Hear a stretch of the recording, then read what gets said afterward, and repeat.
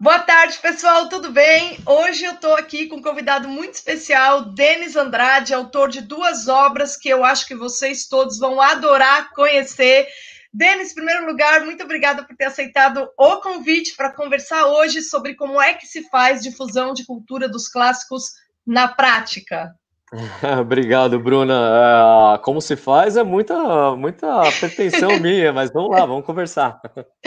Então, pessoal, se vocês não sabem, o Denis Andrade, ele tem formação em ciências humanas, mas ele sempre escreveu, sempre gostou de escrever. Ele vai contar um pouco disso para vocês, tá?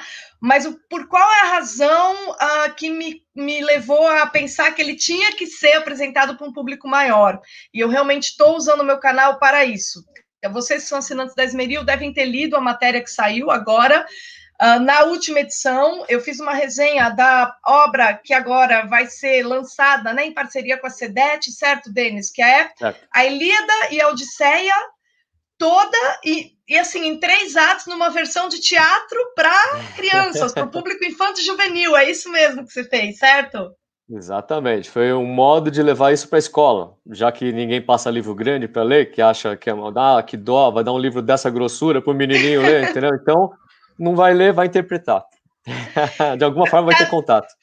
Pessoal, eu coloquei aqui nos links, tá? Se vocês tiverem curiosidade, as 2 obras que o Denis compôs. Eu vou falar compôs porque mesmo essa obra do Homero, né, essa adaptação que ele faz do Homero, é um trabalho de composição, porque ele precisou criar uma distribuição para que fosse viável transformar isso em teatro escolar, tá? Então, assim, a primeira obra, que é o Pequeno Teatro da Civilização Ocidental, né, Denis? É baseado num texto de uma página do Olavo de Carvalho, certo? Exatamente, história de 15 séculos. E o que te levou a pensar, como é que foi? Eu queria que você contasse para o pessoal como é que você teve coragem de transformar isso em texto de teatro, como é que foi o processo criativo? Na coragem não, foi sem pensar, tá? Então, foi um impulso natural, se a gente parar, é igual filho, se você para pensar, você não tem, então vai tendo, você vai amar, é uma delícia. E eu acho fundamental, inclusive. Esse texto do Olavo, ele caiu na minha mão, eu li o livro do Idiota, né? E eu li de uma vez, é um texto curto, ele tem uma página A4, se eu não me engano, uma página e meia, e é uma capacidade de síntese absurda. Eu fiquei abismado com a capacidade, com como concentrar tanta informação em um espaço tão curto, uma folha tão curta, em um trecho, um texto, uma síntese absurda que você consegue captar a essência, não, a forma não perde o conteúdo e passa, transmite a mensagem, que é o mais importante. Eu falei, imagina passar isso para a criançada, né? É uma forma brilhante de você ensinar conceitos que estão tão em voga. Como que você vai falar sobre, sei lá, algum tema que nós tocamos bastante? É globalismo, que é diferente de globalização. Pô, mas eu vou falar disso para criança? Como que eu vou falar disso para criança? E eu fiquei com isso na cabeça, matutando. Olha, como que é uma forma de chegar? Quadrinhos. Pô, mas quadrinhos tem leitura, tem muita gente que tem preconceito, eu acho excelente. Uma peça de teatro, eu sou um cara que eu adoro teatro, adoro, sempre gostei muito de teatro, eu sou um péssimo ator, a professora me dava 3 linhas para falar, eu cortava em uma linha, né? Eu apresentava na igreja, eu era o soldado romano, eu tinha que falar, não, ele foi por ali. E aí, Denis, cadê tal pessoa? Eu não falava nada, eu era péssimo, mas eu entendia o conceito, entendi o que estava representando, entendi os signos. Então, a partir do momento que você entende a importância, e consegue trabalhar com isso, uma pessoa que lê bastante, ela tem muita base para formar seu imaginário. Então, eu levei isso, comecei a transformar, fiz um capítulo, fiz outro, a gente começa pelos mais fáceis. E quando eu vi, já tinha metade do livro escrito, acho que 60%, e um colega meu, que é o Roberto Mota, do Rio, ele virou e falou, ele lançou um livro, né? E eu falei, cara, Mota, sensacional, como que você fez? Eu tô pretendendo lançar também, me passa os contatos, falei com ele, e ele me passou a empresa, eu entrei em contato, eles falaram, olha, tá claro, quantas páginas tem para eu passar o orçamento? Então, eu acho que vai dar tantas páginas. Daí o rapaz, não, faz o seguinte, termina, me passa, quanto tempo você leva? Ah, já tenho 90% feito, acho que eu te devolvo em 2 meses. Tá bom.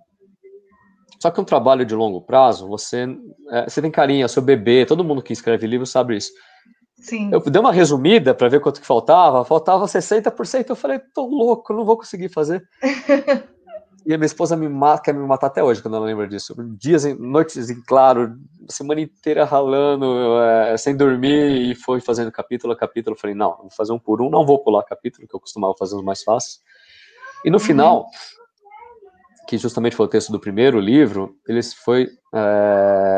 ficou maravilhoso. É dificílimo você fazer uma síntese. É muito mais difícil você expandir um texto existente.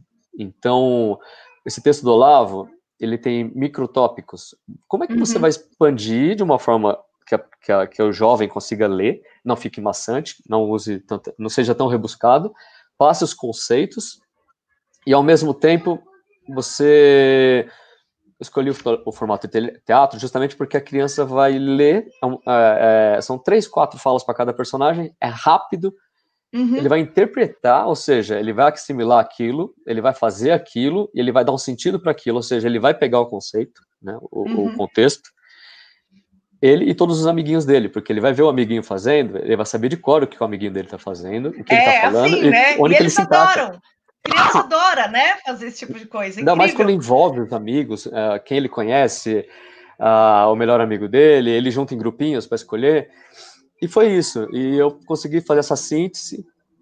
Esse primeiro livro lançou em setembro do ano passado, setembro de 2019. As críticas são boas. Quem quiser dar uma conferida lá depois no site da Amazon tem as críticas. Tá aqui na descrição, tá, pessoal? Esse livro tá. Vocês conseguem ter acesso a essa obra, tá à venda lá na Amazon, né? Agora vai sair uma segunda edição, né, Denis? Exatamente. É o que a gente fala, né? Melhor lançar assim de um jeito que você acha que está não incompleto, mas você poderia melhorar, do que nunca ter lançado. Então, foi lançado. Essa segunda edição, ela teve todo esse ano trabalhando, né? Você pega alguma parte, vai lá, dá uma melhoradinha, pega outra, vai lá, dá uma melhoradinha. Podia dizer melhor aqui, dá uma melhoradinha. O livro é igual, você só deu uma lapidada. Então, se você pegar a primeira edição, ela tem 500 exemplares só, então tá numerado, bonitinho, é legal, né? Quando você compra alguma coisa numerada, guarda com carinho. A segunda edição, que vai sair, vai ser distribuída pela CEDET agora, acho que já tá acertado, já tudo certinho, ela tá lapidada e vai sair. Não sei, porque eu mandei os arquivos, não, né? E eles estão me fazendo estudar um programa novo para poder lapidar os arquivos. Eu quero matar eles. Mas tá saindo bem, tô fazendo um curso intensivão aqui, tá ficando fantástico, tá incrível. E é isso, então eu convido a todos, porque é uma obra, você pega e não faz a síntese, você expande o texto, então é um trabalho de interpretação, é muito difícil de fazer. Você transformou em 65, né, páginas, né? 68 páginas tem, assim, o livro. No e-book são 66, vamos ver a forma final que vai ficar esse agora, e na versão impressa, eu gostei dessa ferramenta que eles me deram, eu mudei a fonte lá, acho que vai dar em torno de umas 90 e pouco páginas, mas é mais legível, mais bonito, então eu tô gostando de trabalhar com eles. Não, é muito legal. Olha, eu fiquei impressionada. Quando eu li o Ilíada e Odisseia, eu fiquei muito comovida, né? Porque eu fui lendo, li o primeiro ato, li o segundo, li o terceiro. Então, primeiro, pessoal, para vocês saberem, o Denis, ele faz, digamos assim, um prelúdio, né? Chama prelúdio, porque ele consegue organizar todas as premissas que vocês têm que ter para vocês entenderem a história que vai rolar na Ilíada e na Odisseia. Os deuses, as brigas internas, o ciúme da Hera, até o Hércules no meio, né? E tem essa história toda. No segundo ato, realmente é a Ilíada, um resumão da Ilíada, os principais episódios estão ali, né? E eu fiquei muito comovida, assim, quando chegava no final, porque eu li muitas vezes, tanto a Ilíada quanto a Odisseia. Eu coleciono Ilíada e a Odisseia, né? E eu li muitas vezes várias traduções e eu fiquei impressionada com a qualidade literária que você conseguiu dar um texto que é tão simples. Então, assim, é muito comovente ver esse tipo de trabalho, porque o Homero é difícil. As traduções poéticas, Você tem que ter educação poética para ler, mesmo aquela mais simples que você cita no começo, do Eduardo Loureiro, que saiu aí pela Penguin, né? Com Penguin, Companhia das Letras, mesmo ela que é mais simples, assim, do ponto de vista de não ter aquela coisa rebuscada, do Dorico Mendes, o Homero, todo o imaginário grego está ali, né? É distante de nós, é um outro registro, e você conseguiu trazer para perto de nós sem perder a qualidade literária, que é aquela coisa que o Homero, meu professor de grego dizia, Homero não cochila, ele está sempre no topo, né? E é isso, o Homero... Parece que você não desce, né? Você fica naquela tensão. Aquela tensão o tempo todo. Não relaxa em momento nenhum. Não, tanto na Ilíada quanto na Odisseia, né? E assim, eu acho que talvez você ter tido você ter essa sensibilidade literária, de já ter percebido, porque o Olavo de Carvalho é outro que tem um talento de síntese impressionante, né? Sim. Se você pega um texto dele de uma página ou um livro, se você ler o Jardim das Aflições, é tanta densidade ali que aquilo, se fosse escrito por uma pessoa prolixa, ia ter umas 1.500 páginas. Ele escreve ali em 300 porque ele tem talento, né, literário. Ele é um grande escritor. O Olavo é um grande escritor, para além do... Eu nem perco tempo mais discutindo com o pessoal que fala que ele é isso aqui. O cara é um escritor brilhante, para dizer o mínimo, né? Não vamos nem falar as outras qualidades. E assim, foi muito legal realmente você também ter expandido. Mas no caso do Homero, você expandiu o Olavo, né? Como o Olavo é um cara sintético, você deixou mais palatável expandido. Agora, o Homero me impressionou, porque reduzir o Homero não é fácil, porque tudo é importante. Não, tudo é importante. Assim, quando você pega o trabalho pronto, ficou lindo, bacana, parabéns. Não tem ideia do que é escolher gente para tirar, escolher o que é importante ficar. Por exemplo, a passagem dos lotófagos, eu sempre quis tirar aquela passagem. Se eu não tirasse aquela passagem, como é que eu vou explicar que a frota diminuiu? Não dá para tirar. Não pode. Você perde o fio da meada. É igual uma novela que a continuação é mal feita. Como assim? O rapaz estava de verde, agora ele está de vermelho. Ele não estava com a menina A, agora está com a menina B. Como assim? Nasceu gente no meio da novela. Então, é um trabalho dificílimo. Como que foi feito? Você pega tantos os textos integrais, eu gosto de trabalhar também com tudo que é adaptação, quadrinho, ou alguma coisa mais juvenil. Aqui eu separei até alguns, que eu separei, você já deve ter todos aí, né? Então, eu gosto deles porque eles reduzem muito, mas todos eles, sem exceção, eles pecam, porque assim, uma vez que você se propõe a reduzir, aqui é só a Odisseia, tá? Não é a história inteira. A partir do momento que você se propõe a fazer uma redução, você perde. Entendeu? Não existe, é uma escolha que você faz. Você tem um ganho e uma perda, você tem que decidir o que vai ficar, o que vai sair. E o trabalho, o que deu mais trabalho foi escolher o que tirar, o que deixar, e ok, vamos deixar. Tá bom, então você vai me explicar aí como é que ele matou todo mundo na casa dele depois, em 1 folha e meia. Vai, agora, valendo. Parece prova, né? Foi muito difícil, mas foi... E ainda em diálogos, né? Porque você faz em diálogos o que mantém a agilidade, que é própria da poesia homérica, né? É uma poesia muito ágil, as coisas vão acontecendo uma depois da outra. Então, eu achei que o interessante é você tendo traduzido para o teatro. Será que foi a forma teatral que ajudou você a manter a agilidade que é própria da poesia homérica? Eu acho que foi, porque você tem uma capacidade... só que você tem que saber passar as fases, as transições, sem apelar para um narrador, por exemplo. Então, no livro, o narrador ele só abre a cena, ele explica onde que eles estão, o que eles estão fazendo, qual o contexto, qual o significado. Pronto. Daí são só os personagens. Então, você explicar só com os personagens uma transição dentro de uma cena é difícil, não é fácil, não. Eu me lembro que em 2 ou 3 cenas não teve jeito, não consegui. Tive que tacar um narrador no meio de novo. Então, mas foram casos raríssimos e por isso que a leitura flui tanto. Ficou bem bacana, você não consegue descansar. Eu li em 1h30, se eu não me engano, tá? Eu li de uma só, em 1h30, uma sentada. Agora, o que eu também queria te perguntar é o seguinte, eu tenho visto algumas coisas legais, né? Por exemplo, eu vi o selo infantil da Companhia das Letras, eles lançaram, por exemplo, os 12 Trabalhos de Hércules, mitologia grega, uma série de obras infantis juvenis que eu costumo até indicar para as pessoas. Ah, eu não sei comprar para meus filhos, sei que e tal, e eu indico. E aí eu queria saber, na verdade, a gente tem no Brasil uma tradição de adaptação de clássicos para criança. A gente tem essa tradição. Quem começou isso foi Monteiro Lobato. Ele reescreveu, ele fez o Don Quixote das crianças, ele fala de mitologia, enfim, ele realmente conseguiu, ele fez esse tipo de coisa na obra dele. Eu queria saber, e eu já perguntei para o Juliano Mioto, que também trabalha com esse tipo de coisa, de produzir conteúdo para criança, né? Eu queria saber se esse trabalho do Monteiro Lobato, se você, como que você avalia a importância dele na história, literária, brasileira, já que você também aí está se colocando como um autor que produz, que realmente difunde alta cultura para o público infanto-juvenil.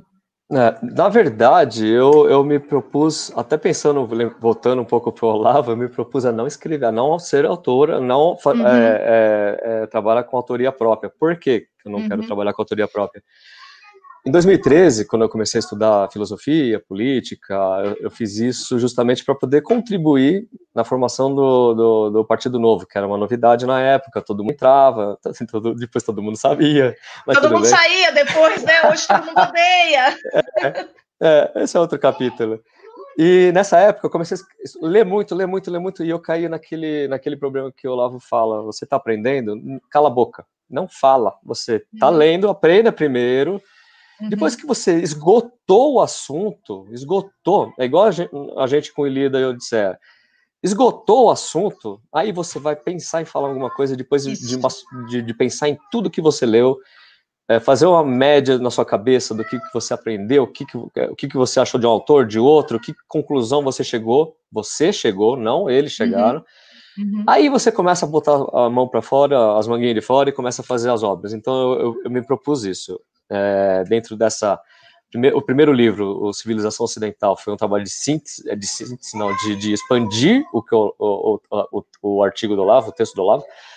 Foi dificílimo. Criar em cima da obra, de uma obra boa, é muito difícil. Você tem que manter a linha. Então, eu achei que o trabalho ficou bom, as críticas foram boas, e eu convido todo mundo a até dar uma olhada lá no site. Você chegou a ter um feedback do próprio Olavo a respeito? Ele chegou a ler, ele conhece esse Na verdade, trabalho? eu entrei em contato várias vezes com o Olavo, mas acho que ele não responde.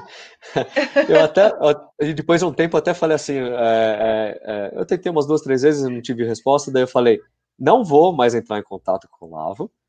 Se alguém apresentar a obra para ele, muito bem. Se não apresentar, eu vou esperar sair a segunda, que tá melhor, depois eu mando. É isso, porque ele adora ver essas novidades, ele costuma acompanhar, mas chega tanta coisa para ele, né, que talvez ele não tenha tido tempo. Agora que vai sair pela CEDET, né, provavelmente ele vai ter como analisar, né, para dar um parecer. Eu acho que ele vai ficar contente com a iniciativa. Eu acho que vai ficar mais bacana. E aí sempre, todo intérprete, né, que eu interpretei, fica meio receoso, porque você entende, você tem na cabeça o que você quis dizer, mas você passou a mensagem direito, as pessoas compreendem a sua mensagem, ela tem a função, mas ela é bem executada. Então, eu fiquei com essa dúvida, até que eu tive alguns feedbacks, a maioria dos meus amigos gostaram, eu falei, pô, mas você é meu amigo. E eu fui atrás de algumas pessoas que deixavam, eu esqueci o nome do meu amigo, ele vai me matar, conhecido, e ele teve uma crítica para aquele livro do Homo Sapiens, né, que eu não consegui ler aquele livro. Você começa a ler, você tenta retirar toda a parte progressista do livro e você fica bravo, e eu falei, eu não vou ler mais. Daí ele colocou isso em papel, ele fez uma crítica bacana, dizendo a mesma coisa que eu pensei, e eu vou atrás desse cara. Daí eu fui atrás dele e falei, lê o meu livro, você pensa igual eu, faz uma crítica, me devolve. Ele gostou muito do livro e do Civilização Ocidental. Daí eu falei, pronto, então estou satisfeito, pode passar por lá, manda para todo mundo, não tem problema nenhum. Isso que dá uma satisfação enorme, isso. Uhum. O que eu queria saber também é o seguinte: o pessoal fala muito, eu tô cansada de ouvir o pessoal falando, ai, precisamos restaurar a cultura e não sei o que e tal, e eu vejo pouca gente fazendo isso mesmo. Eu tava conversando isso com o Luciano Cunha, não sei se você conhece o trabalho do Conheço. Luciano Cunha, conhece? Uhum. Então, e o Luciano Cunha é o cara que vai lá, põe a mão na massa, sai fazendo, também não tem frescura, ele não perde tempo fazendo discurso, ele vai lá e faz, né? E ele é uma Exatamente. das pessoas que eu conheci que faz isso, você é uma pessoa que eu conheci, eu já percebi que o pessoal que fala muito faz pouco, né? E eu queria, assim, que você falasse como é que você conseguiu conciliar a sua rotina, que você tem filho, você trabalha o dia todo, você tem que manter a casa, e ainda você encontrou um tempo para ter uma rotina intelectual, para estudar, e do amadurecimento dessa rotina de estudo, você partiu para fazer duas adaptações muito bem sucedidas, tá? Que ambas, pelo menos eu Obrigado. realmente julgo muito bem sucedidas. Não, de fato, não tem. Eu acho que qualquer professora hoje, qualquer coordenadora que quiser levar para a escola dela um projeto ligado ao estudo da Grécia Antiga, não tem opção melhor do que essa Ilíada e Odisseia para criança, teatro completo que você escreveu. Não tem. Porque, inclusive, aquele quadrinho que você faz no final, você faz o trabalho da professora, né? Pessoal, Exatamente, exatamente. fala, porque Foi assim, muito bom. Foi uma vou até sacada falar. genial aquilo. Não, então, aquilo ficou muito bom, porque, pessoal, vocês não sabem, no final do livro, o Denis separa quais são os personagens, qual é o traço de caráter de cada personagem, quantas falas, não é nem quantas falas, quantas palavras cada um deles fala, porque, claro, as crianças são diferentes, nem todas Não. querem pegar o mais desafiador, algumas têm memória melhor, outra menor, então já ajuda a professora a começar a trabalhar, quer dizer, Sim. você fez realmente para as escolas, né? Nossa, essa foi uma sacada fenomenal. Eu coloquei.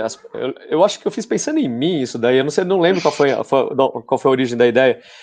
Eu coloquei quantidade de palavras difíceis, frases longas, quantidade de falas, quantidade de vezes que o personagem aparece. E qual que é a finalidade? O professor pega, ele conhece, o professor sabe quem são os alunos dele. Claro, O claro. João gosta de aparecer, ele vai querer o melhor personagem, vai querer o cara que aparece mais. A Maria é tímida, vai querer entrar e sair, não vai querer falar nada. Ela vai no final do livro. Gente, tem esses personagens difíceis, esses são os fáceis, esse aqui é o mais desafiador, esse aqui é para quem não quer participar muito. Vocês, o que vocês vão querer? Ou divide do jeito que ela quiser. É uma mão na roda, você dar uma ferramenta para o professor, que às vezes o professor ele não tem tempo, eu não digo nem capacidade, porque o professor ele se vira nos 30, mas é tempo Não, mas mesmo não de ler a dá. obra Não, e pelo amor de fazer essa Deus. análise, entendeu? Isso Senão aí ele tem que distribui ter. errado alguma coisa e não fica legal, mas isso é uma ajuda fenomenal. Tanto que Uhum. vai ter em todos os livros agora. Então, mas esse é um tipo de trabalho que você está fazendo, você está realmente produzindo material para que os professores que não estão interessados, que estão de saco cheio dessa engambelação, desse currículo mal feito, às vezes que vem do MEC, terem acesso a um tipo de livro que permite até fazer essa história aí da transversalidade, essa pataquada toda da BNCC. Até isso permite, porque você consegue colocar na aula de português, história, geografia. Você pode colocar os mapas da Grécia, falar da questão por que o Agamemnon juntou todo mundo, ele tinha interesse. Dá para fazer tudo, né? E você sabe que a parte da geografia eu arranquei fora, porque eu ia usar 4 capítulos, não ia sair do lugar a história, foi uma das decisões, porque caiu é sua fora. formação, né? Sua formação de base é geografia. Exatamente. Foi uma dor, mas eu queria fazer muitos aí, mas não deu. Mas aí você dá para o professor um conteúdo como esse, e assim, você pode, na verdade, um bom coordenador, né, de ensino fundamental, ele consegue agregar, fazer com que os professores trabalhem juntos, né, várias Sim. classes ao mesmo tempo. Então, é um projeto para a escola. E aí você faz a apresentação do fim do ano para os pais. E quem que não vai ficar orgulhoso de ver o seu filho representar no teatro o maior clássico da literatura do Ocidente, que é Homero? Então, é um negócio extraordinário, por isso que eu acho que a gente tem que divulgar. Pessoal, vocês estão acompanhando, compartilhem essa live, tá? Vocês sabem que eu ultimamente ando meio mal-humorada com política, porque realmente a gente não está fazendo o nosso melhor. Contudo, vamos lembrar que é natural, a gente está aprendendo, a gente pode se perdoar. Enquanto isso, vamos falar das coisas boas que a gente tem feito. Debate intelectual e produção de conteúdo interessante para restaurar a cultura, isso está sendo feito. E o trabalho do Denis é uma prova disso. Tá? Então, mas assim, eu queria que você voltasse àquela pergunta, como é que você conciliou aí essa rotina de pai? Você trabalha com... Fala aí um pouco do seu trabalho e como é que você conciliou isso com uma rotina intelectual, que o pessoal me pergunta muito aqui, como é que eu organizo uma vida de estudos? Então, eu trabalho com inteligência de mercado, eu já trabalhei em algumas empresas grandes, fazendo a estruturação dessa área dentro, então você estrutura para fazer uma análise de expansão, potencial de lojas, é uma coisa, eu gosto, então, quando você gosta, você é meio louco por isso, então você não trabalha, você se diverte, né? E sobre eu tenho 3 filhos, 3, 6 e 9, inclusive a menorzinha é uma menina, e falaram que a menina é mais fácil, não caiam nessa. Ela é terrível, acaba com a casa. O caçula é sempre mais complicado, né? Sempre, na verdade, nossa. E hoje em dia não tem filho do meio mais, né? Então, ele sofre. Ela bate nele e o maior bate nele, então ele fica lá no meio, mas eu amo todos. Quanto à conciliação, não conciliei. Então, é assim, eu tinha um problema terrível quando eu estava fazendo Ilíada, que é assim, você tem um projeto em mente, eu estava fazendo Ilíada também, você tem um projeto em mente, você sabe o que tem que fazer, você sabe o que tem que escrever, você fica com aquilo na cabeça, tem uma criança te cutucando, pulando nas suas costas, tendo aula, fazendo lição de casa, tem que lavar a louça, fazer janta, e aquilo me perturbava, ficava me batendo na cabeça, eu lembrei até do Sergantailes, do livro dele. Daí eu não tinha paz, eu ficava mal comigo mesmo, eu ficava de mau humor com eles, não dava atenção, eu não conseguia fazer meu trabalho bem, era um perde-perde, tá? Qual foi a salvação? Não vou fazer mais, eu falei, o dia inteiro, eu vou deixar tudo parado, fechado ali, vou me dedicar para eles, vou dedicar para o trabalho, vou dedicar à minha esposa, todo mundo dormiu, agora você vai fazer alguma coisa, no silêncio, concentração, sem ninguém pulando nas suas costas, e aquele momento é seu, você vai ficar até as 2 da manhã, whatever, que você tiver que entregar lá, e faz o que você tem que fazer, acabou, tem que ter um planejamento, senão você também se esgota. Acabou, volta, vai dormir, e o dia seguinte esquece, passa o dia inteiro, e depois você continua, por isso que eu tô demorando tanto para entregar pro pessoal da CEDET os arquivos também. Sem isso, se você fica naquela loucura, não é nem fazer nem escrever um livro, ler livro, por exemplo. Você compra um livro legal, você quer ler.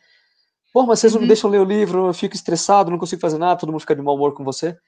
Esquece, compra o livro, põe na estante, que ele fica bonito lá, e não lê, decide. Você tem criança pequena, você não vai ler, decide, pronto, você acabou com seus problemas.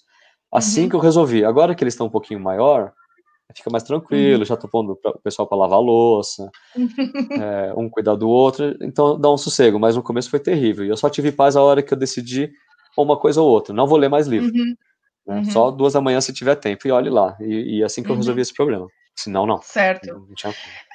Porque assim, o pessoal às vezes não entende que realmente o retiro, o silêncio são condições mínimas, né, para a gente conseguir realmente estudar, trabalhar. E a classe média é o pessoal que tem que trabalhar para viver, é o que está correndo atrás do aluguel, pagando conta para pagar imposto e ser a perna do governo, né? Depois os caras não entendem porque a gente está de saco cheio da esquerda, eles não entendem. Na verdade, a nossa questão é o seguinte: a gente tem filho para criar, casa para arrumar, a gente quer sim ter uma vida espiritual rica, né? A gente quer ler os clássicos, a gente gosta dessas coisas, e a gente ainda tem que ficar trabalhando 5 meses por ano para o governo. Então, assim, eu acho que eu acho interessante uma pessoa como você tá aqui no canal para as pessoas entenderem, né? Para os políticos também entenderem o que a classe média quer. A classe média quer cuidar da própria vida, né? A gente quer cuidar da nossa própria vida. Só isso, mais nada. Que não atrapalhem, por favor. Isso, e a gente tem sim interesse por cultura, interesse por leitura, a gente é consumidor, a gente está em vários mercados ao mesmo tempo, a gente compra brinquedo para criança para estimular a imaginação, né? A gente compra livro, a gente produz também, E tudo que a gente quer é viver em paz, não quer o Estado enchendo o nosso saco. Né? Esse é o espírito, não é? Essa é o mantra do conservadorismo. Eu cuido da minha família, eu me viro, eu cuido deles, eu protejo eles, não me enchem o saco, não tem nada de ideologia, mundo perfeito, nada, o mundo não é perfeito. Isso é bobagem, a gente só quer viver, e ainda, né, putz, tive uma ideia legal, vou fazer Homero em teatro para as crianças, e se matar para fazer um negócio, né? Por quê? Porque a gente... E gastar dinheiro, e gastar tempo, e tudo, quebrar a cabeça, é complicado, né? Porque a realização espiritual é importante também para as pessoas que têm alma ainda, que têm uma consciência, né? Então, assim, eu acho que isso é uma coisa importante da gente deixar claro no Brasil quem nós somos, né? Quem que a classe média veio? Por que é que como é que a SEDET surgiu? Eu não sei se quanto tempo você acompanha o trabalho da SEDET, eu sempre elogio muito eles aqui. Quem deu a mão para novos autores, quem abriu o mercado para o que as outras editoras não estavam publicando, foram eles. E quem agora vai realmente dar uma outra dimensão para a divulgação da sua obra é a SEDET, né? Sem a SEDET, como é que ia ser? Tava na bolha, não estava? Não, com certeza, nem bolha, tinha meu círculo de amigos próximo, não tinha mais nada. É o que eu falei para o pessoal, o que vocês fazem? Vocês querem fazer, vocês vão trabalhar com isso. E você? Eu falei, cara, eu quero só ler e escrever, eu não quero cuidar de divulgação, não quero cuidar, lógico, eu faço divulgação pessoal, meus sites, tudo. Eu quero escrever, cuidar, para que fique um bom trabalho, não quero mexer com marketing, eu não quero mexer com distribuição, eu não quero ir atrás. Fora que para lançar o livro, você tem que ir atrás de um monte de coisa, abrir firma, para ter a empresa, para poder publicar, que eu publiquei com pessoal, eu paguei. Para você, além de todos os inconvenientes da vida pessoal que você tem de conciliar tudo, de poder desenvolver alguma coisa, você tem que ir atrás para poder transformar isso em realidade. Então o papel da SEDET é fundamental. Deixar a criação com o criador, com o escritor e liberar caminho para que as obras venham. Isso! Facilitar, isso. né? E é longo o trabalho, né? Não é um trabalho da noite para o dia. Os caras estão aí na briga há muito tempo, né? Estão na briga há muito tempo.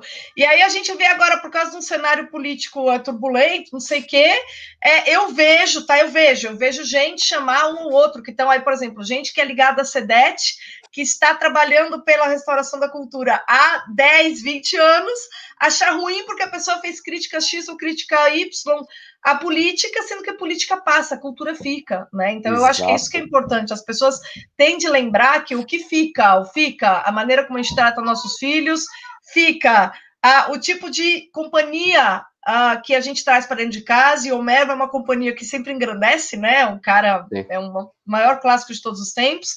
Então, assim, eu acho que essas coisas são mais importantes de ser valorizadas, não neste momento do Brasil, em qualquer momento. Senão essa cultura sempre vai ser essa coisa rasa, né? Essa discussãozinha boba, sem graça nenhuma. Exatamente.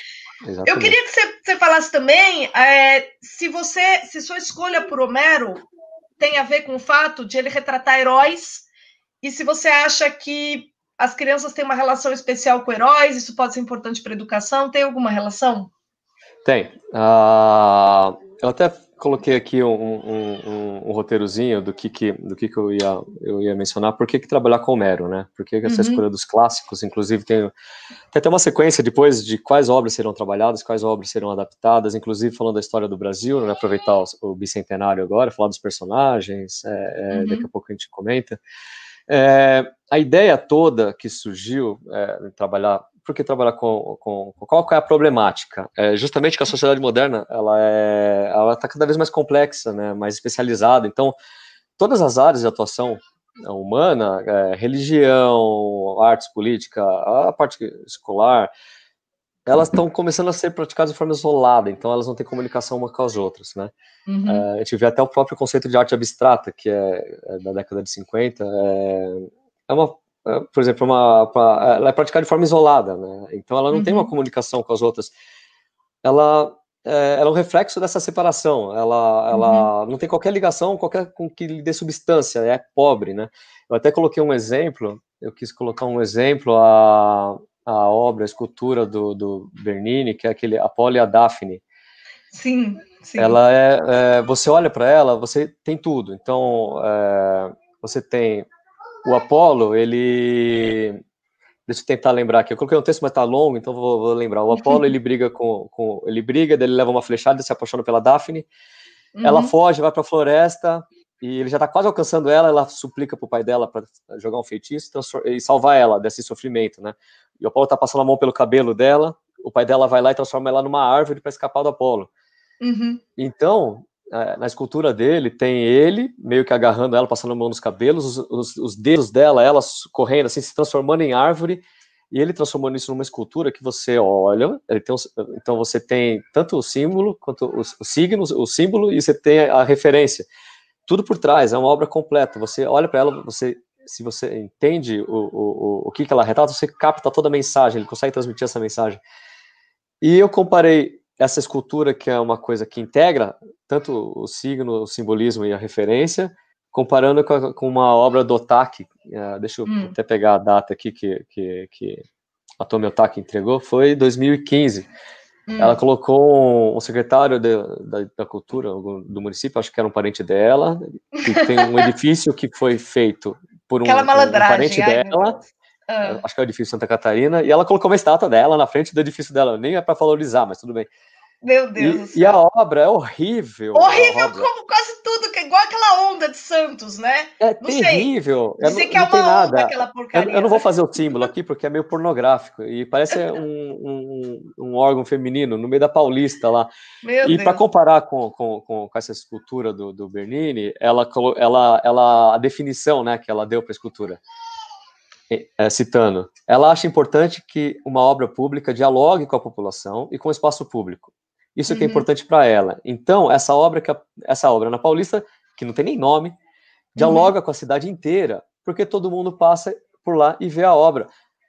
Compara com o que o cara fez com essa obra. Não tem, é uma coisa completamente sem conexão com nada, é abstrato. Tá, mas a gente também passa na frente, sei lá, de um monte de prédio, parede pichada, e a gente vê. A relação é a mesma. A relação com um poste, a minha relação com um poste, e aliás, você tá falando que tá na Paulista, eu passo lá toda hora, eu não tô nem lembrada. Eu lembro mais do modelo de poste de luz na Paulista, eu lembro que na Paulista não tem fio, né, por exemplo, a iluminação, a fiação é por baixo, e não lembro da escultura da Tomi Otaki. Por quê? Porque não é marcante. Né? Você compara com... É verdade, a iluminação é mais marcante que representa as antenas. Tem uma representação. O Olavo, no Dialética Simbólica, ele afirma que o homem moderno não consegue raciocinar analogicamente, ou seja, quando você cria um objeto sem significado, você nega a analogia, né, e o simbolismo. Ou seja, pensa no aluno, ele não vai entender sem fazer essa dialética simbólica, ele vai abstrair tudo, vai continuar abstraindo. Então, qual que é o caminho para trabalhar, né, essa dialética simbólica? A gente tem que trabalhar os 3 elementos, que são o signo, que são os elementos visuais, no caso do livro é a palavra, ou acústico, música, blá, blá, blá. Você tem o significado, que é o conjunto das palavras, que eles explicam a intenção, e você tem a referência, que é o fato, né, que é o referente, né, o significante. Eu gosto de citar, para fazer uma comparação, o Eliot, naquele Notas para a Definição de Cultura, ele deu o exemplo da religião, né, que a prática requer um conjunto de signos, que são os cantos, os objetos de cena, as ações, o conjunto de significados, que é a liturgia, em si, os sacerdotes, que tem que saber o que estão fazendo, e também os seguidores, que tem que saber o que está sendo feito, né, e tem que entender o significado. Então, o Scruton, ele naquele livro da beleza, esse aqui é o da beleza, acho que você está vendendo lá, né, na livraria. Esse deve ter na minha livraria. Mas o Scruton, também.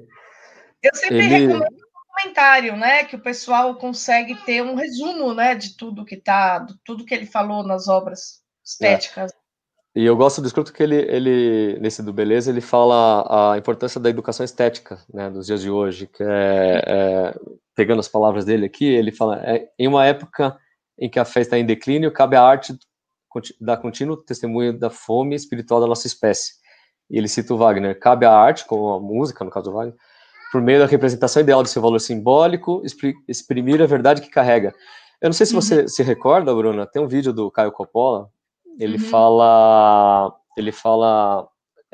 como que ele era ateu, né, como todo jovem, e ele fala, como que foi essa conversão? Não a conversão, esse entendimento pessoal dele com a religião, né?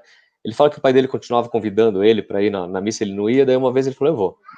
Daí ele foi na missa, daí você tem todos os signos, toda a liturgia, tudo o significado. Daí ele falou que ele começou a ouvir aquela música, começou a envolver ele, e naquele momento, naquela escuridão, com aquela música, ele conseguiu entrar em contato com ele mesmo, conseguiu captar a essência de tudo aquilo, e a partir daquele momento caiu a ficha dele. É lindo ele explicando no vídeo. Então, isso é a mesma coisa que é o ponto-chave do trabalho com os clássicos. Por que os clássicos, né? Porque a gente está falando de como difundir, trazer a cultura clássica na prática, né?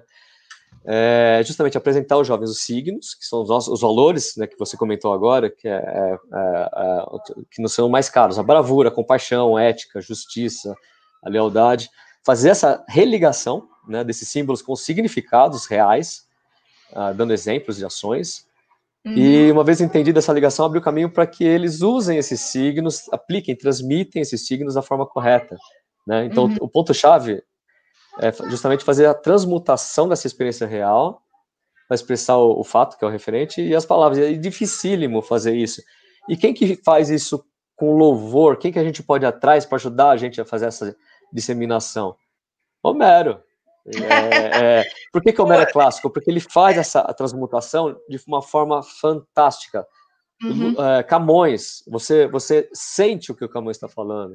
Você pega todos os clássicos, eles são clássicos atemporais, justamente porque eles fazem essa transmutação da experiência real, expressando o referente, o que é dificílimo fazer. Então, essa é a chave de ter escolhido Homero, ele consegue unir esses elementos, entendeu? Eu até tem um trecho do livro que eu tenho ele aqui, mas eu não vou colocar aqui, não sei como é que está o nosso tempo. Ele fala, é aquela parte do Príamo, o velho Príamo, indo buscar o corpo do filho que o Aquiles matou do Heitor lá na tenda. Ilíada, né? É um dos como você lê, só falta você chorar. Ele arranca os cabelos, né? Antes dele ir, e esse motivo, eu sempre lembro disso, porque o Príamo, pessoal, vocês que não conhecem Homero, é o rei, né, de Troia. O Heitor é o filho mais velho, o Paris é o que só dá problema. O Heitor é o cara que herdaria mesmo, né? O cara que ficaria ali no lugar do Príamo. E ele é um herói assim de primeira, tanto que eu acho que um dos maiores heróis da história da literatura é o Heitor. E o Heitor, ele por engano mata um amigo do Aquiles, o Aquiles fica louco, o Patroclo, né, o primo, e aí o Aquiles quer se vingar de qualquer jeito, vai lá e mata o Heitor. Só que o Aquiles, ele é cruel, ele ainda arrasta o corpo do Heitor. A maior desonra para os gregos era se você arrastasse o corpo e não desse direito ao funeral digno, e ele é um príncipe, o Heitor. E o Aquiles tira isso dele, amarra na carroça e vai... Tem a cena dele, no final ali da Ilíada, dele amarrando o pé do Heitor na carroça e arrastando, e o Heitor tinha com cabelos negros assim, fartos, né, tinha uma cabeleira e tal, e vai arrastando aquilo na poeira, e vai levantando poeira, quer dizer, ele rebaixa o Heitor ao máximo que ele pode, e o Príamo tem que ver isso, do alto do palácio, né, ele tem que ver isso, e o Príamo era um bom rei, e aí que vem a cena... Exatamente. E aí que vem a cena que marca a história da literatura para sempre, que o Príamo ele se joga no chão e começa a arrancar o cabelo, porque ele perdeu o maior bem dele. E essa cena de que o pai, quando perde um filho, ele arranca os próprios cabelos, de tamanha dor, ela se repete na tragédia grega, na literatura romana, na literatura medieval, ela tá lá no Don Quixote, ela vai aparecer num dos episódios. Então, assim, essa imagem, o que é a dor de você perder um filho, foi o Homero que criou. O Homero cria essa cena, e é inesquecível, né? E assim, isso vai se repetindo na literatura. Então, quando você conhece Homero, aí eu sempre falo, Homero dizem que ele era cego, né? Eu falo, ele era um cego, mas ele era um cego profeta das formas, porque todas as formas literárias que o Ocidente explorou, parece que estão lá quando você lê, né? Mas desculpa, eu te interrompi para explicar o episódio aí do retorno. A Bruna se empolga falando, né? Ela gosta tanto que ela vai contando. Mas é o sentimento, né, Bruna? O pessoal tem que ler, e o seu livro fantástico. permite que qualquer pessoa que não entenda nada de mitologia, que não conheça nada de Grécia, mas que queira ler, comprar para os filhos e ler também, qualquer adulto vai adorar seu livro. Sim, eu recomendo para quem não leu. Nunca li, é muito grosso, porque... Cara, vai lá, pega esse livro, ele é fininho, são 38 cenas, e as cenas são curtas, é uma folha, ou duas, ou uma outra tem 3. Você vai ler, você vai compreender tudo a história, e o mais legal não é isso, não é você ler e se emocionar e curtir. Poxa, eu li e achei o máximo, porque não é só a Ilíada, não é só a Odisseia, você tem a trajetória completa, explica tudo, do começo até o final, até a volta do Heitor para casa. O legal não é isso, o legal é que ele abre a porta para quando você tiver mais velho, quiser comprar a obra completa, porque você se interessou, quer ler mais sobre o assunto, você vai comprar a obra completa, você vai começar a ler, você vai falar, eu lembro disso, eu sei o que vai acontecer depois, como que ele vai descrever isso, como que ele vai explicar. Esse é o salto, esse é o grande trunfo do livro. Ele te abre a porta para você se maravilhar depois, entendeu? É exatamente isso, porque ele funciona como você conhece Homero, aquilo deixa de ser um estranho para você, se torna familiar, você vai ter curiosidade de conhecer o original em algum momento da sua vida, e aí você vai ver o que é alta literatura, né? Fantástico. Mas, Denis, o que eu queria saber, você tem projetos futuros? Você estava me contando aí naquela ligação que agora você vai para a Divina Comédia, é isso? Você vai encarar Dante agora? Não sei se eu consigo, vamos tentar. Eu já fico... Só de pensar aqui, vou ter que fazer escolhas de novo, e não é só fazer isso, não é só cortar, é você traduzir isso de uma forma que o público que não lê coisas mais complexas vai entender, entendeu? Você não pode ser rebuscado, mas você tem que manter, no Ilíada, eu comentei até com você, eu procurei o máximo de vezes possível manter o texto do original, entendeu? Então, eu não lembro de cabeça agora, mas tem passagens que são ipsis literis, ela fala exatamente o que está a tradução oficial, a melhor tradução. E quem vai falar é a criança interpretando. Então, lógico, quando coube, né? Que ele é muito... às vezes não tem como passar isso, mas vamos ver se a gente consegue fazer isso também no Divina Comédia. Divina Comédia pro ano que vem, porque você vai comemorar 750 anos do lançamento. Para 2022, vou tentar trabalhar não só o Camões, que também vai ter uma data comemorativa, mas o bicentenário. Então, eu vou tentar trabalhar de alguma forma com a independência, como que se deu, todo o trabalho da Leopoldina, que nem o Rafael costuma falar, a Ferrari das princesas, né? Isso mesmo. Esses dias eu estava explicando isso, é um barato. Então, todo o contexto, como que se deu a independência, para a gente tentar... Já pensou que legal? Todo 7 de setembro as crianças interpretando isso na escola. Olha, nosso teatro anual do 7 de setembro. Vamos tentar fazer alguma coisa parecida. O que a gente está fazendo hoje, não é para agora, não é para esse ano, não é para o ano que vem. Isso daqui é para coisa daqui a 10 anos, 20 anos. Então, é uma coisa que vai ser... Hã? É para sempre, né? Exatamente, é uma coisa...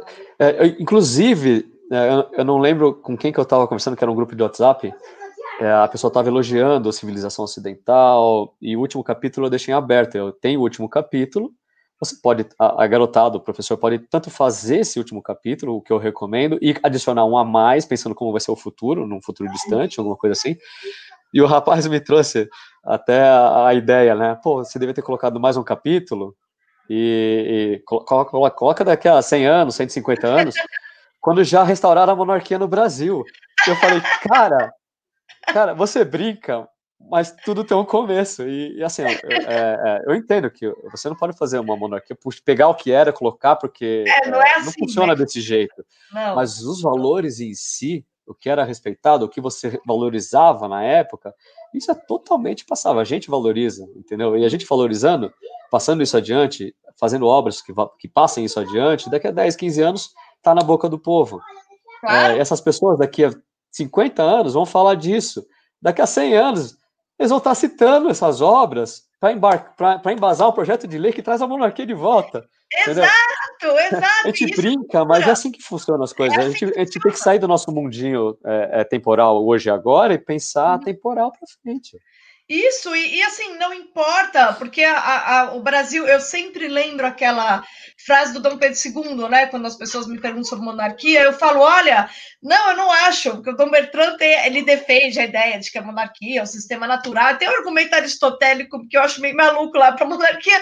E assim, embora eu ache ele um homem respeitável, eu não acho que é isso, não. Eu penso mais como Dom Pedro II, que ele dizia: o melhor ordenamento político para um povo é aquele com o qual uma nação se constitui. E o Brasil, ele realmente nasce sob o signo da coroa. E tanto esse personalismo que a gente vê, o amor que o brasileiro tem, você vê que todo mundo agora está louco com o executivo. O problema do Brasil é o legislativo, mas ninguém consegue olhar para o legislativo, porque a gente vem de uma tradição monárquica, a gente está habituado a confiar a administração e a condução do povo para pessoas, né? Não, eu digo mais, Bruna,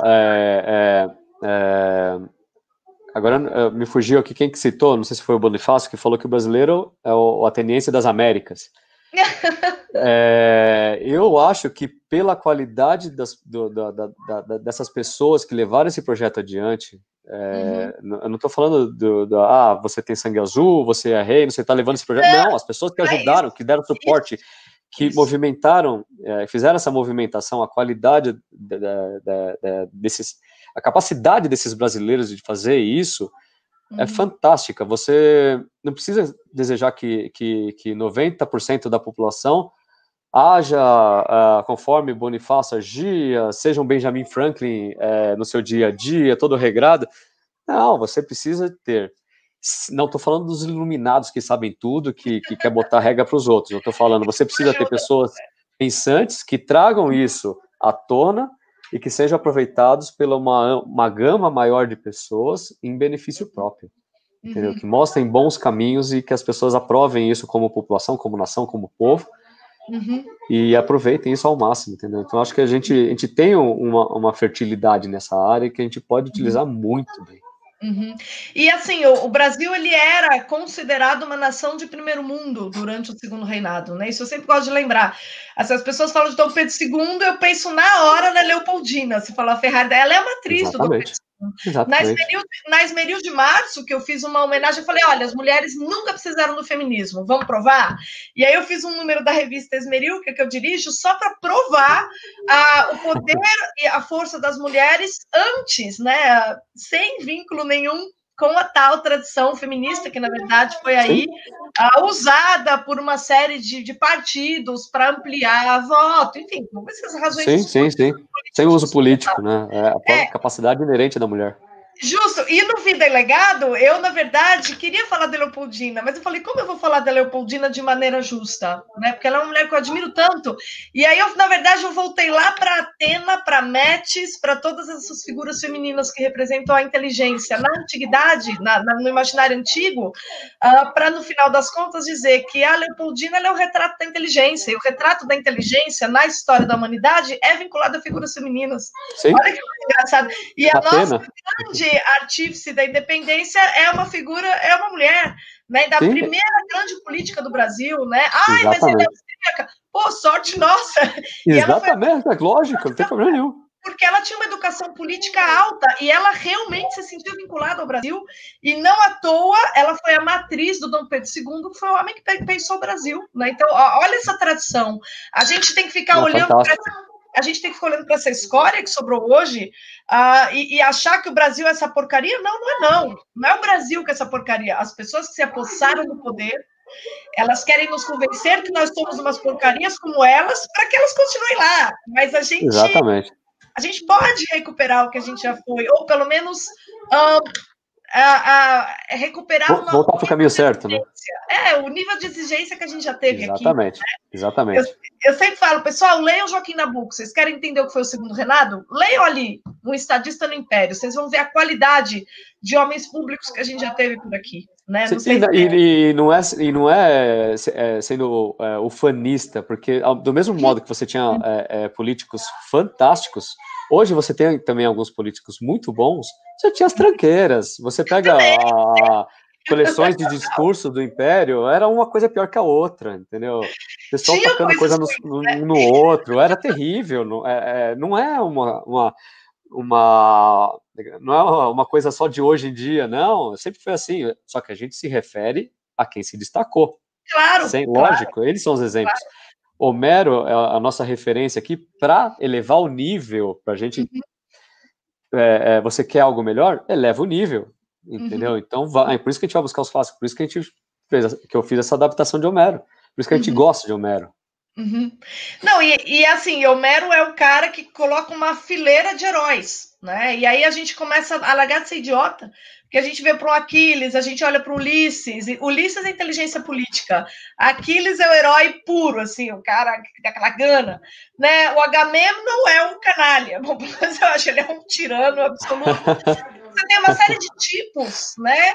E com esses tipos a gente consegue entender também as várias formas como a força se manifesta, algumas boas, outras ruins, outras distintas, né? E o herói, ele é sempre uma força bruta que toma uma forma específica, né? Seja o guerreiro, ele tem uma. Para o pessoal que não se chocar, quando você vê ler Homero, em algum momento você vai dizer Aquiles, o matador de homens. É o matador de homens, ele tinha essa brutalidade, né? Já Ulisses não, Ulisses é o homem da astúcia, da inteligência, concedido por Atenas. Sim. Inclusive inteligência até demais, porque tem a corrente que acha que ele é um cara que usa ardiloso, artimanha até demais, Até entendeu? E demais, daí a pessoa gosta mais do Enéas, por exemplo, que é o cara mais família, o cara mais concentrado, o cara que é mais íntegro, não sei o quê. Então uhum. o bom do Homero é que você abarca todas as emoções humanas e cada um abraça o seu favorito. Ah, eu quero ser Afrodite. Então tá bom, você gosta da Afrodite, né? Eu gosto da Helena, tá bom. Eu gosto do Paris, seu safadinho, tá bom. Ok, Nossa, tudo o bem. Paris, pelo amor de Deus. Você que, nossa, o Paris é um personagem que para mim sempre foi difícil engolir ele, né? Eu acho ele cândido, acho ele não sei complicado. porque me veio na cabeça o Aécio Neves com o Paris agora, sei lá. Não, coitado. O Aécio Neves tem que comer muito arroz e feijão para chegar perto ali. Não serve nem para isso. Sim, verdade. Pelo amor de Deus. Então é isso, pessoal. Eu queria realmente apresentar para vocês aí mais uma pessoa que está na prática trabalhando com difusão da cultura, tá? Para vocês entenderem aí o cara que trabalha, que tem filho, que tem pouco tempo livre, que fez isso de madrugada. Mas que, em primeiro lugar, reconhecendo o talento de um grande homem, porque a gente tá raro, a gente quase não tem grandes homens no Brasil. Mas Leotes do Olavo, ali, ó, uma folha. Tem gente que gasta 100 páginas para dizer que ele é isso ou aquilo. O Denis, felizmente, leu uma e falou: nossa, que cara genial, é aqui que eu vou começar a trabalhar.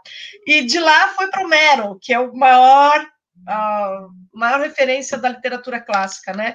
E assim, mantém da casa, trabalhando, tá?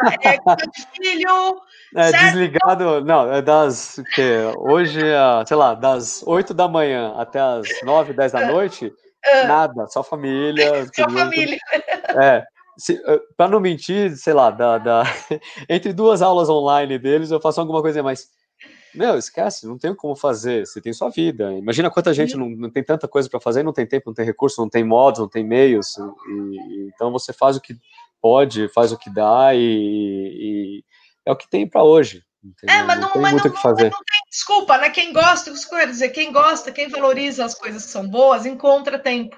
Que seja 2 horas por dia, entre meia-noite e 2 da manhã. Né? E eu falo assim, pessoal, se vocês têm essa vontade, mas eu só tenho 1 hora por dia, não importa, vai ser a melhor hora do seu dia. Assim, para regenerar a sua alma, sabe? E aí, dia seguinte, você vai estar bem para estar com as pessoas que você gosta, para trabalhar, para contribuir para a sociedade, certo? A cultura é uma coisa muito mais importante do que algumas pessoas percebem. Quando ela entra na sua vida, você entende o valor que ela te traz, né? A felicidade que ela traz, né, Denis? Exatamente. O importante é fazer isso e manter a esposa feliz também, porque senão você... ela tem que compreender um pouquinho, porque é difícil. A gente vai tentando. Pessoal, então tá aqui na descrição os livros do Denis, tá? Se vocês quiserem esperar agora, a CEDET, ela vai lançar versões dessas obras revisadas, revistas, melhoradas. Provavelmente elas vão conseguir um preço bom, né? Porque eles têm toda uma estrutura.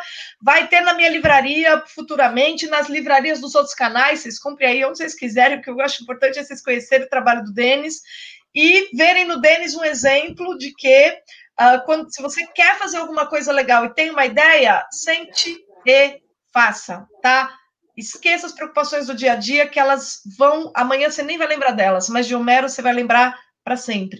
Se você passar 6 meses da sua vida se dedicando a um projeto como esse, algo em você vai mudar. E você vai se tornar uma pessoa melhor. Se você passar o dia todo no noticiário, desesperado com o que vai acontecer amanhã, me desculpa, mas não é isso que vai te fazer uma pessoa melhor, né? Então, era essa mensagem que eu queria trazer com essa live de hoje. Tá aqui na descrição. Deixei a matéria que eu escrevi sobre o Denis na Esmeril e recomendo muito o trabalho dele. E queria também agradecer, assim, em nome... Eu sou professora também, em nome de todas as professoras que querem fazer um trabalho bom no ensino.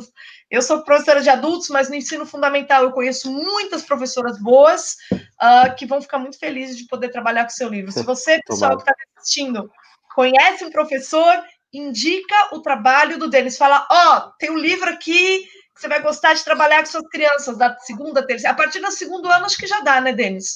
Eu acho que Fundamental 2 é bacana. Acho que é mais apropriado porque...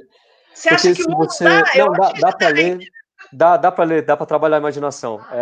Eu tive uma conversa recente sobre isso e dá para trabalhar a imaginação com o pessoal do Fundamental 1. Porém, se você, que nem a civilização ocidental, se você fala de Revolução Francesa na aula, você dá um embasamento para o aluno, chegar para o professor e ampliar a discussão. Não é a verdade, desculpa, não é uma coisa objetiva, olha, aconteceu isso por causa disso e tem que ser assim. Não, vamos conversar. Daí você amplia o horizonte, você amplia a gama de discussão que você vai ter com o professor na aula, entendeu? Não é contrariar por contrariar, simplesmente você ter uma visão e dentro das visões você faz a sua visão. O aluno ele consegue ter mais material para trabalhar, entendeu? Ele tem mais... Esse quanto ao pequeno teatro da civilização ocidental, né? Que, na verdade, é um grande passeio pela história, né? Sim, e esse realmente eu acho que é mais importante, mais legal para o Fundamental 2. Agora, o Ilíada e Odisseia, teatro completo para o ensino fundamental, eu acho que é Fundamental 1. Crianças que estão, assim, terceiro, quarto, quinto ano, vão adorar fazer. Então, se você é professor ou conhece um professor, indica esse material. Se você é professor de Fundamental 2, fica aí a recomendação do Pequeno Teatro da Literatura Ocidental, que cobre toda a história da civilização, desculpa. E aí, pessoal, aproveitem, divulguem, tá? Que é da sociedade civil que saem as melhores coisas, e é ali que se faz cultura. Vamos gastar tempo também com coisas boas, tá bom? É isso, Denis, muito obrigada aí por ter Obrigado, Bruno, obrigado pelo espaço, sempre um prazer falar com você. Tá ótimo, então. E, pessoal, obrigada aí pela audiência e até a próxima live. Até mais.